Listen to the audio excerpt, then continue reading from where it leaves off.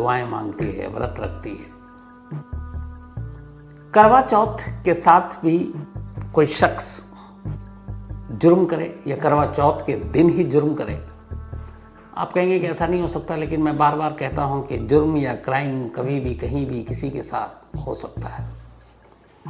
ये कहानी 2020 की लखनऊ की है और एक अजीब कहानी है। एक ऐसी कहानी, एक ऐसा मर्डर केस, कत्ल की एक ऐसी उलझी हुई पहेली जिसे लखनऊ पुलिस सुलझा नहीं पाती, तमाम हथकंडे अपनाने के बावजूद। और फिर कैसे इस केस को एक आत्मा अपने हाथ में लेती है और कैसे उसके बाद ये केस सुलझता है, ये उसकी कहानी है। कहानी रूबी की है।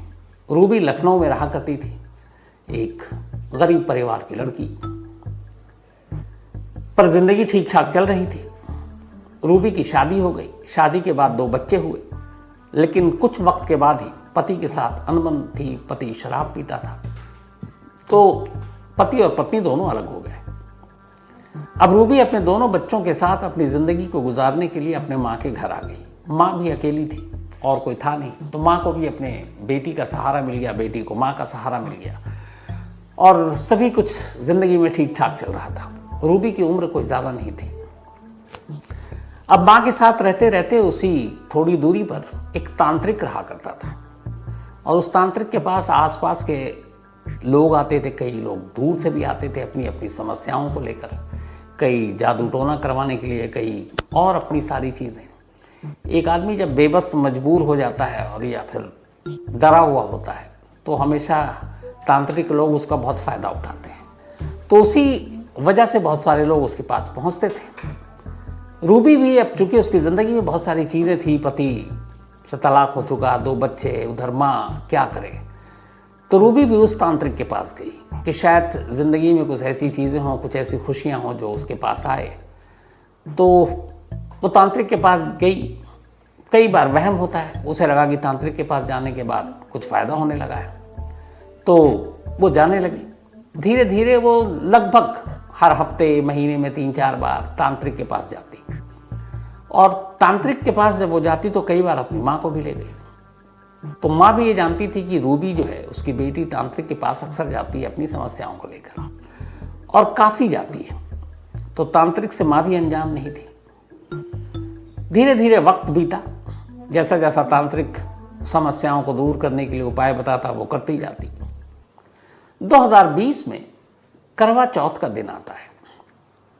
करवा चौथ सारी पत्नियां व्रत रखे हुई हैं, लेकिन अब चूंकि रूबी का पति उसे छोड़ चुका है तो उसका कोई व्रत और ये सारी चीजें नहीं थी। शाम के बाद रात हुई। ठीक करवा चौथ की रात अचानक रूबी अपनी माँ से कहती है कि मैं ज़रा तांत्रिक से मिलकर आती हूँ। चूँकि वो पहले भी कई बार गई थी, शाम को, रात को, और लौट आती थी आधा 1 घंटे में। तो माँ ने कहा ठीक है, जाओ मिलकर आ जाओ। अब रूबी तांत्रिक के पास जाती है, लेकिन कई घंटे बीत जाते हैं, वो लौटती नहीं। माँ को फिक्र होती है। माँ जब कुछ घंटे के बाद भी बेटी नहीं लौटी तो वो तांत्रिक के पास पहुंची, क्योंकि वो तांत्रिक को वो भी जानती थी। तांत्रिक के पास जाकर रूबी की माँ ने पूछा कि मेरी बेटी आपसे मिलने आई थी, वो घर नहीं लौटी। तांत्रिक ने बताया कि नहीं, आज तो रूबी आई ही नहीं। अब माँ को बड़ा अजीब लगा कि बेटी ने झूठ बोला।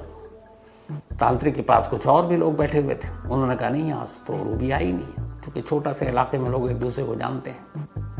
अब परेशान माँ घर लौट आई। उसे लगा कि पता नहीं किसी से मिलने तो नहीं चली गई। तमाम तरह के ख्याल मन में आ रहे हैं। किसी तरह कश्मकश में पूरी रात बीत गई।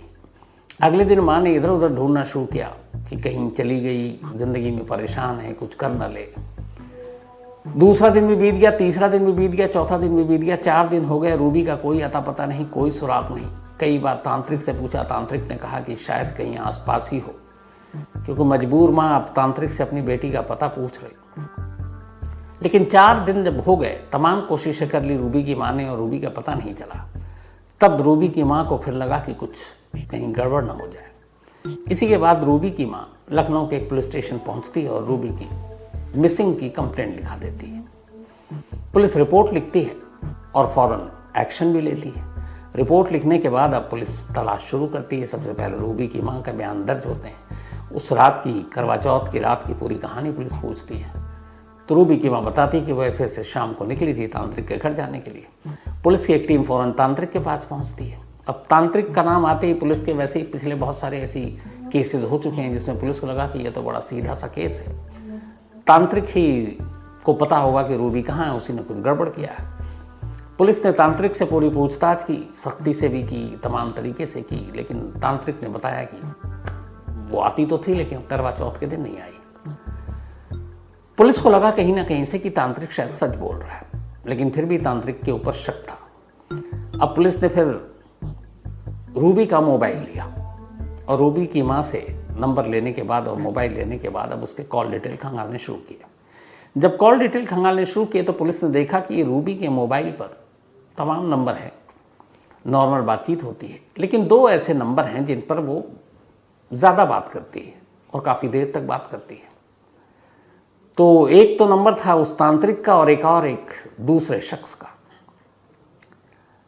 अब जब उस दिन करवा चौथ की बात है, उस दिन भी तांत्रिक से रूबी की बात हुई और उस दूसरे शख्स से भी हुई। पुलिस को लगा कि यही कोई दोनों में से कोई एक है कल्प्रिट। तो पुलिस ने अब तांत्रिक को कॉल डिटेल के हवाले से उठाया और उठाने के बाद थाने ले गई। दूसरी तरफ पुलिस की एक दूसरी टीम उस दूसरे शख्स को भी उठाकर थाने ले आई और अब उससे पूछताछ शुरू की। दोनों ही साफ इनकार करने लगे कि रूबी कहाँ है, हमें ये नहीं मालूम। पुलिस ने तमाम तरीके अपनाए, जो 3rd डिग्री है वो भी अपनाए, क्योंकि पुलिस एक चीज़ में कंफर्म थी, वो ये कि रूबी की गुमशुदगी की पहेली यही दोनों जानते हैं, या तो तांत्रिक या वो दूसरा शख्स जिससे रूबी लंबी बातें किया करती थी और काफ़ी बातें किया करती थी। तो इसी के बाद अब पुलिस ने जब उन दोनों के ऊपर 3rd डिग्री अपनाना शुरू किया और काफ़ी टॉर्चर किया, लेकिन दोनों ने मुंह नहीं खोला। तांत्रिक बार बार अपने आप को बेकसूर बता रहा, वो शख्स भी दूसरा अपने आप को बेकसूर बताता रहा। अब इसने 3rd डिग्री के बावजूद जब दोनों ने मुंह नहीं खोला और उस मोबाइल के कॉल डिटेल के अलावा पुलिस के पास कोई क्लू नहीं, पुलिस को लगा कि कहीं मामला उल्टा ना हो जाए। तो कई दिनों तक हिरासत में रखने के बाद जब कोई सबूत सुराग मिला नहीं, दोनों ने इकबाल जुर्म किया नहीं, पुलिस ने दोनों को छोड़ दिया। लेकिन जो जांच टीम थी उसने कहा इन दोनों पर नजर रखो।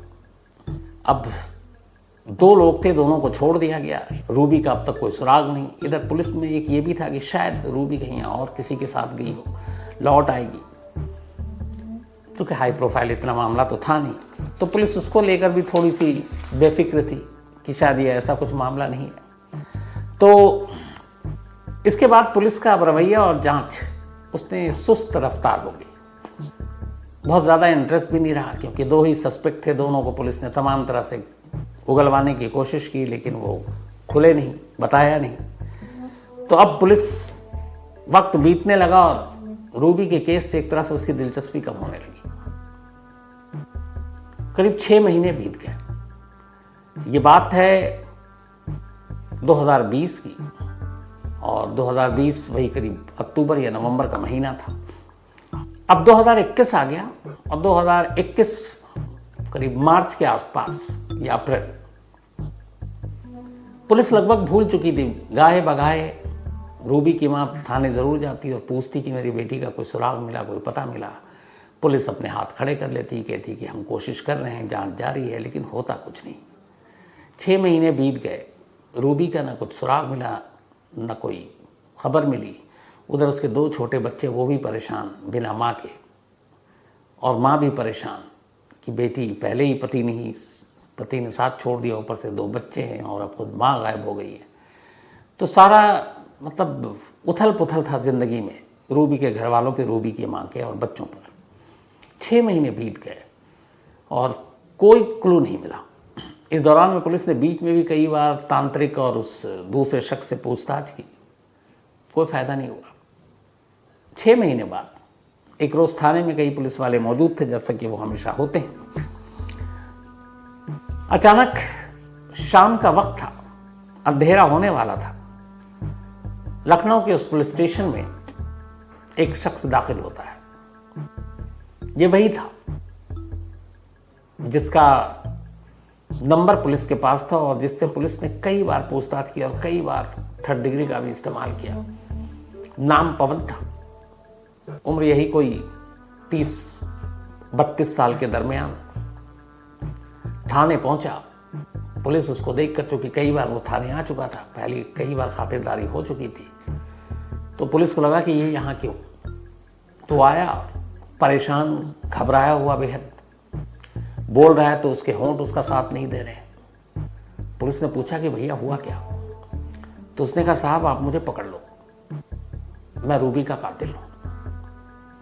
अब पुलिस ने कहा कि ये क्या बकवास कर रहा है, इतनी बार इसके ऊपर सब कुछ किया, इतने इसके ऊपर हमने डंडे फंडे भी चलाए और ये ढीठ बना रहा है, और आज ये थर थर कांप रहा है और बेहद घबराया हुआ। और खुद पुलिस ने पहले देखा थाने के बाहर कोई और तो नहीं है जो इसको मारपीट के यहाँ लाया, देखा कोई नहीं है। तो उन्होंने कहा तुम अपनी मर्जी से आए? उसने कहा हाँ मैं अपनी मर्जी से आया, और प्लीज़ आप मुझे पकड़ लो, मैं अपना जुर्म कबूल कर रहा हूँ और रूबी को मैंने मारा। पुलिस को लगा कि ये थोड़ा इसकी जहनी हालत ठीक नहीं है और ये थोड़ा पागल वागल ना हो गया हो। ये है कि कहीं पुलिस ने इतना मारा पीटा है तो उसकी वजह से इसके ऊपर कोई दिमागी असर तो नहीं गया। पुलिस वाले भी थोड़ा घबरा रहे हैं कि यार अगर इसको कुछ हो गया तो पूरा थाना निपट जाएगा। तो उसको बड़ी प्यार से पुलिस वालों ने बैठाया कि अच्छा घबराओ मत, बताओ। उसने कहा नहीं मैं घबरा नहीं रहा हूँ, बस आप मुझे पकड़ लो वरना मैं शायद मर जाऊँगा। तो उसने कहा ऐसा क्या हो गया? उसने कहा रूबी की आत्मा पिछले 6 महीने से मुझे सोने नहीं दे रही है। शुरुआत में तो मुझे लगा चलो 1-2 दिन के बाद ये मामला है, फिर धीरे धीरे उसकी याददाश्त खत्म हो जाएगी, लेकिन बोला इधर कई दिनों से दिन रात जिसको देखता हूँ मुझे हर एक के अंदर रूबी का चेहरा नजर आता है। मैं रात को सोता हूँ तो नींद नहीं आ रही है क्योंकि ऐसा लगता है रूबी मेरे बराबर में है, ये मुझे उठा रही है, मुझे धमका रही है। पुलिस ने कहा ये बहकी बहकी बातें कर रहा है, जरूर कुछ गड़बड़ है, और डर भी है पुलिस वालों को। अब पुलिस वाले एक कातिल जो कह रहा है कि मैंने कत्ल किया मुझे पकड़ लो, उसके साथ हमदर्दी है। वो कह रहे हैं तुम घबराओ मत, हम लोग हैं, तुम पुलिस थाने में हो, डरने की ज़रूरत नहीं है। कह रहा मैं कोई डर वर कुछ नहीं रहा हूँ, बस आप मुझे जो कह रहा हूँ मेरी बात मानो और मुझे पकड़ लो। तब पुलिस वाले भी थोड़े नॉर्मल हुए, उन्होंने कहा यार ये कुछ कह रहा है। तो फिर उन्होंने कहा अच्छा ये बता तूने मारा क्यों? तो उसने कहा देखिए साहब जो करवा चौथ का दिन था और उस रात हम दोनों में प्यार था। उसने पूरी कहानी सुनाई। जब उसके पति ने तलाक दिया उसके बाद वो अपनी माँ के पास आई, मैं उसी मोहल्ले में रहता हूँ, तो कई बार मुलाकात हुई। मुलाकात में हम दोनों एक दूसरे से बात करने लगे, फिर नंबर गांव में ही एक्सचेंज किया, गांव में कई बार मिलने जुलने लगे और फिर हम दोनों में प्यार हो गया और बस हमारा रिश्ता यूं ही चल रहा था। करवा चौथ के दिन मैंने उससे मिलने के लिए कहा था क्योंकि कई बार होता था कि चलो शादी कर लेंगे, तो वो मुझे कि मैं तुम्हारा पति हूँ, तुम मेरी पत्नी के तौर पर देखता हूँ, शादी वादी हुई नहीं थी। तो उसने कहा करवा चौथ के दिन मैंने कहा कि यार दुनिया सब ने पत्नी पति के लिए लंबी उम्र के लिए व्रत रखे हैं, दुआएं मांग रही, कम से कम तुम आ जाओ तो हाँ हमारा भी दीदार कर लो। तो कहता है रूबी आ गई मेरे घर। जब रूबी आई तो फिर उससे मैंने कहा कि तुम आज घर मत जाओ, रात यहीं गुजार लो, करवा चौथ का दिन है, पति पत्नी जैसे रहते हैं वैसे रहेंगे हम लोग एक साथ। रूबी इसके लिए तैयार नहीं हुई। उसने कहा नहीं मेरे घर में 2 छोटे बच्चे हैं, मेरी माँ है और ये जो कुछ भी है सब शादी के बाद। तो उसने बोला मैंने बहुत मनाने की कोशिश की, वो मानी नहीं। फिर मुझे गुस्सा आ गया। गुस्सा आया तो घर में कोई चीज़ रखी हुई थी वजनी, मैंने उठाया और उसके सर पर मार डाला क्योंकि मैं शराब के नशे में था। तो नशे में मुझे कुछ पता नहीं, मेरी जिद ये थी कि वो घर पे रुके और मेरे साथ सोए, लेकिन वो मान नहीं रही थी। तो इसी गुस्से में मैंने सर पे मारा। जब सर पे मारा तो फिर थोड़ी देर के बाद मैंने देखा कि वो बिस्तर पर पड़ी हुई है, उसकी सांसें रुक गई हैं, खून बेतहाशा बह रहा है और वो मर चुकी है। जब ये हुआ तो मेरे सारे नशा हिरन कि क्या कर दिया मैंने, मैं ऐसा करना नहीं चाहता था लेकिन सब नशे में हो गया। बोला मैं घबरा गया कि मैं तो पकड़ा जाऊंगा, पुलिस पकड़ लेगी। तो फिर मैंने सोचा क्या करूं। तो उसने कहा जिस कमरे में मैंने उसे मारा था उसी कमरे में फिर मैंने गड्ढा खोदना शुरू किया और गड्ढा खोदने के बाद इतना गड्ढा कि उसमें लाश आ जाए। रूबी की लाश को उसके नीचे रखा, ऊपर से मिट्टी डाली और उसको दफन कर दिया अपने ही रूम में। और उसके बाद मैं नॉर्मल रहने लगा, किसी ने पूछा ही नहीं। रूबी के गायब होने के लिए सब तांत्रिक के ऊपर शक कर रहे थे, मेरे पास कोई आया नहीं। लेकिन जब मेरा नंबर मिला पुलिस को तब वो आई। पर मुझे पता था कि जब तक ये लाश यहाँ है रूबी के बारे में कोई कुछ बता नहीं सकता है और मुझे पकड़ नहीं सकती पुलिस। तो एक परफेक्ट उसके हिसाब से उसने मर्डर कर दिया था। उसने कहा कि इसके बाद सब ठीक चल रहा था, लेकिन एक तो वो लाश उसके कमरे में थी और उसी कमरे में वो सोता था। तो जब भी शुरुआत में डर लगता, वो शराब पी लेता, नशे में कुछ देर के लिए भूल जाता। लेकिन उसने कहा कि पिछले कई दिनों से अब शराब का नशा भी काम नहीं कर रहा है और लगता है कि अब उस कमरे में से अचानक वो रूबी ज़मीन में दफन जो है वो बाहर निकलेगी और बाहर निकलकर मुझे मार डालेगी, मुझे धमका दे रही है। तो मतलब 24 घंटे तक मुझे उसका चेहरा, मैं बाहर निकलता हूँ तो हर औरत या लड़की में मैं रूबी को ही देखने लगता हूँ और वो मुझसे बदला लेगी। तो कई दिनों से मैं सोया नहीं। रूबी की आत्मा है वो मुझे तंग कर रही है। अब मुझे लगता है कि मैं पागल हो जाऊंगा या रूबी मुझे मार डालेगी। तो बचने का एक ही तरीका है कि मैं अपना जुर्म एक्सेप्ट करूँ और आपके पास आ जाऊँ, और इसीलिए आया हूँ। जब पुलिस ने सारी कहानी सुनी तो उसने कहा कि अभी तक शायद इसकी दिमागी हालत ठीक नहीं है, क्योंकि कोई कातिल यूं आकर थाने में अपना जुर्म कबूल नहीं करता। लेकिन यहाँ एक पॉइंट था। उसने बताया कि रूबी की लाश मैंने अपने कमरे में दफन कर दी है। पुलिस को लगा कि अगर उस कमरे से वो लाश बाहर आ गई तो इसका मतलब है कि वो जो कुछ भी कह रहा है सच कह रहा है। पुलिस की एक टीम फौरन उसी रात पवन के घर जाती है। उस कमरे में ज़मीन की खुदाई की जाती है। इत्तेफाक से खुदाई करने के बाद वही होता है जो पवन ने कहा, उसने सच कहा था। अंदर से कंकाल बाहर आता है। जब कंकाल बाहर आता है तो अब चूंकि 6 महीने हो चुके थे, वो सारे कपड़े वपड़े सब गल चुके थे। अब कंकाल से कैसे कोई पहचान सकता है। फिर भी माँ को बुलाया गया रूबी की, वो आई। अब कंकाल देखकर दुनिया का कोई शख्स नहीं बता सकता कि वो उसकी बेटी है। तो पुलिस को लगा चलो अब डीएनए वीएनए के थ्रू इसका पता करेंगे। लेकिन इत्तेफाक से उस गड्ढे से 2 चीज़ें मिली जिसे देखकर और उस कंकाल से रूबी की माँ ने पहचान लिया और उसने कहा ये रूबी है। एक उसके हाथ में कंगन थे जो 2, वो एक टिपिकल कंगन था। तो कंगन कंकाल के हड्डियों के साथ ही था। दूसरा रूबी का एक लेफ्ट पैर का ऑपरेशन हुआ था और उसमें रॉड डला था, वो गिर गई थी। तो उस कंकाल के अंदर वो रॉड अब साफ दिख रहा था और उसने कहा हाँ इसी जगह डला था। तो ये 2 चीज़ें थी निशानी के तौर पर। माँ ने कहा, पुलिस ने मान लिया। लेकिन अब कानून और अदालत में तो ज़रूरी है कि डीएनए भी मैच करा जाए। तो फिर पुलिस ने सैंपल लिया, डीएनए कराया। डीएनए टेस्ट में भी मैच कर गया, यानी कि वो रूबी थी। इसके बाद पवन को पुलिस ने हिरासत में लिया, चार्जशीट बनाई, उसे जेल भेजा और ये केस अब भी ट्रायल कोर्ट में है, सेशन कोर्ट में। इसका फैसला जब होगा और क्या होगा तो कभी मैं आपको फॉलोअप में ज़रूर बताऊंगा। तो ये थी आज की कहानी। लेकिन कहानी ख़त्म करूँ